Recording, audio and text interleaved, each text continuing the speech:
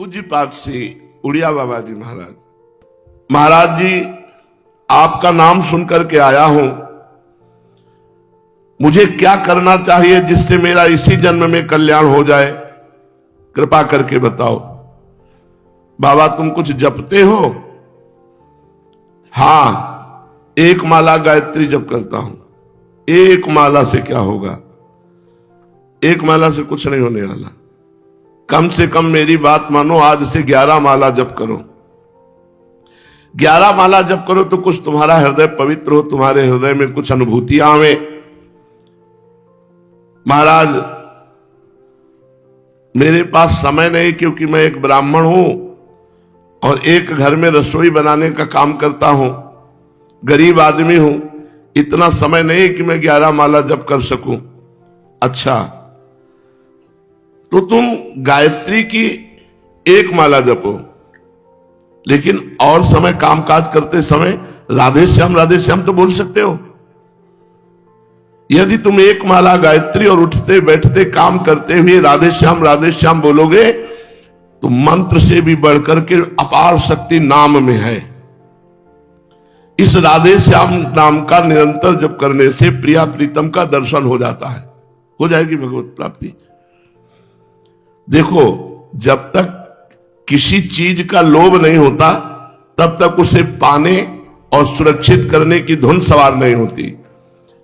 तो इसी प्रकार जब तक तुम्हें भगवत प्राप्ति का लोभ नहीं होगा तब तक नाम खूब जपने की और नाम बचाने की, रक्षा करने की, क्योंकि हमारा नाम जप रूपी धन कहीं चोर न चुरा ले जाए। काम, क्रोध, लोभ, मोह, मद, मत्सर।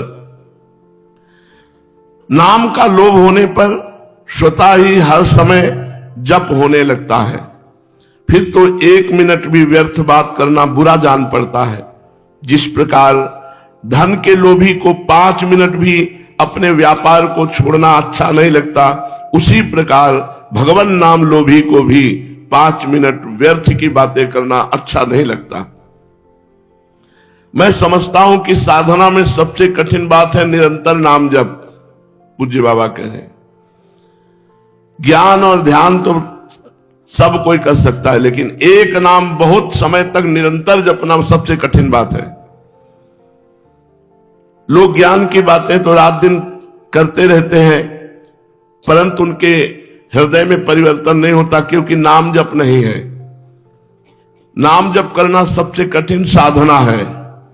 सब प्रकार की बातें छोड़कर निरंतर एक नाम, एक मंत्र को कई घंटे तक जपते रहना तो साधारणतया ऐसा असंभव है। अगर ऐसा कर ले गया तो असाधारण विलक्षण शक्ति उसमें जागृत हो जाएगी।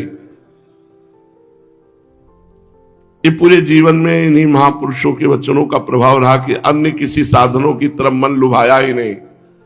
बस यही लगा निरंतर हर श्वास, हर मिनट, हर सेकेंड प्रभु के चिंतन में जाए। नाम मंत्र से भी बड़ा है, क्योंकि मंत्र जप का विधान है शास्त्र में। जब मंत्र जप करे तो तुम्हारे वस्त्र पवित्र होने चाहिए, शरीर पवित्र होना चाहिए, स्थान पवित्र होना चाहिए। ऐसा नहीं कि आप शौचालय में मंत्र जप सकते हो, लेकिन शौचालय में नाम जप कर सकते हो। नाम में विधि विधान की कोई आवश्यकता नहीं है। नाम लेत भव सिंधु सुखाही, करहु विचार सुजन मन माही। नाम की बड़ी महिमा है। आप कल्पना भी नहीं कर सकते कि आपके जीवन का कैसे परिवर्तन हो गया नाम जप से। आप जप करके देखिए। मैं सर्वथा सत्य कहता हूं, नाम जप करोगे तुम्हारा जीवन बहुत जल्दी सुखी हो जाएगा। जिसकी जिस नाम में निष्ठा हो उसको सबसे बड़ा समझे। जैसे कोई राम राम जपता है, गुरुजी ने राम राम दिया तो सबसे महिमाशाली राम नाम।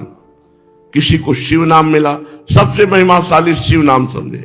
किसी को राधा, तो सबसे महिमाशाली राधा। अपने गुरु प्रदत्त नाम में सबसे बड़ी महिमा होनी चाहिए, इससे बढ़कर और कुछ नहीं है।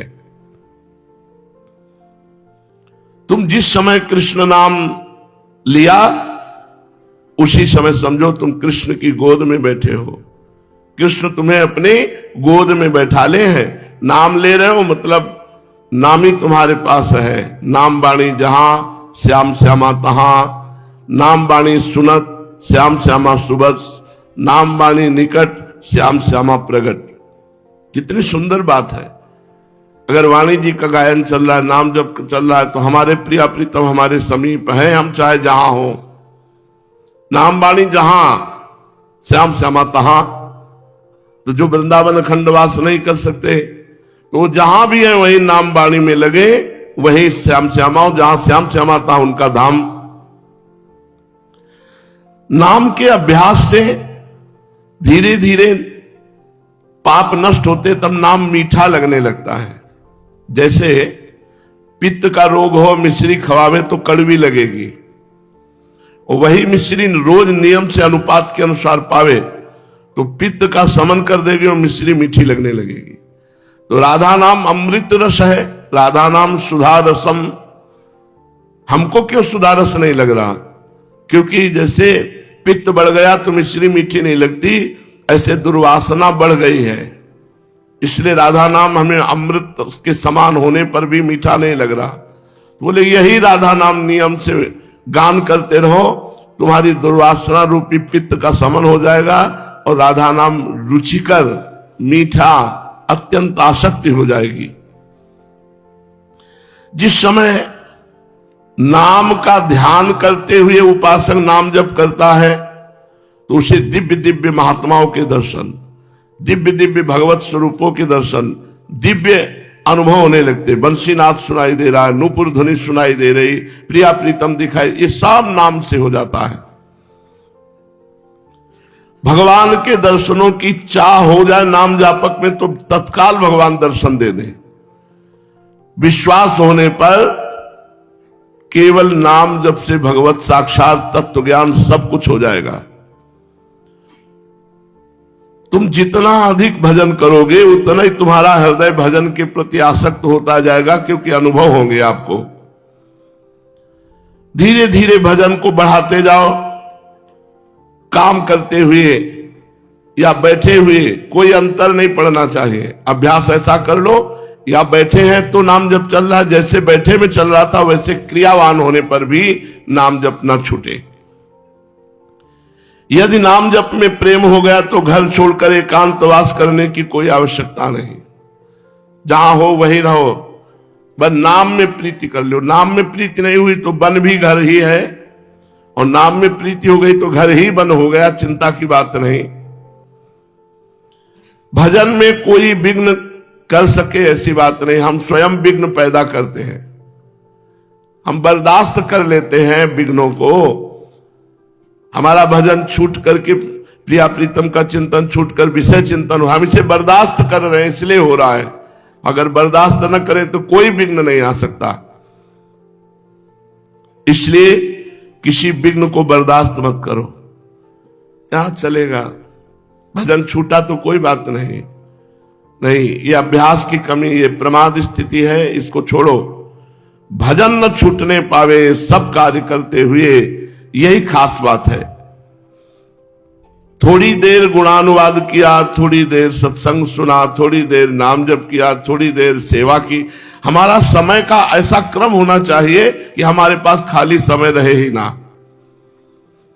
इससे तुम्हारा देखना आगे चलकर भजन में मन डूबने लगेगा। यदि गृहस्थ हो, मेहनत की कमाई है, तो साधु सेवा करते हुए भजन करो तो ज्यादा लाभ प्राप्त होगा। भगवान संतों के मुख से पाते हैं, भगवान संतों में प्रगट विराजमान रहते हैं, और भगवान ने प्रगट आदेश किया है, सातों सम्मोह में जग देखा, मोते अधिक संत कर लेखा।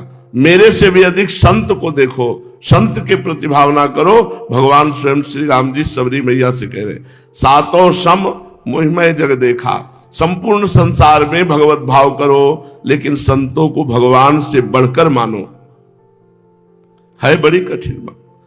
भगवान के समान मान ले तो बहुत बड़ी बात है, भगवान से बढ़कर संतों को मानने की बात कही गई। यदि कोई तुम्हें कर्मकांडी आचार वाला मिले तो बचना, अरे ऐसा नहीं होना चाहिए, ऐसा होना चाहिए, ये अपवित्रता वो पवित्र, वो दिमाग भजन से हटाकर इसमें ऐसे लोगों का संग नहीं करना चाहिए। भगवत गुणानुवाद, भगवान नाम कीर्तन, भगवान नाम जप में किसी भी तरह की कोई रोक टोक नहीं है। कभी भी तुम मान लो आप पवित्र भी हो और चतुरासी जी गा रहे हो तो कोई तुम्हें अपराध थोड़ी लगेगा, भगवत लीला गुणगान कर रहे हो। लेकिन अपवित्र हो तो मंत्र हो या वैदिक मंत्र, वो अपराध हो जाएगा। गाय धोते समय, झाड़ू देते समय, घर के काम करते समय या बाहर व्यापार नौकरी किसानी करते समय यदि नाम जप का अभ्यास कर लो तो सिद्ध संतों को जो गति प्राप्त होती है वही तुम्हें प्राप्त होगी।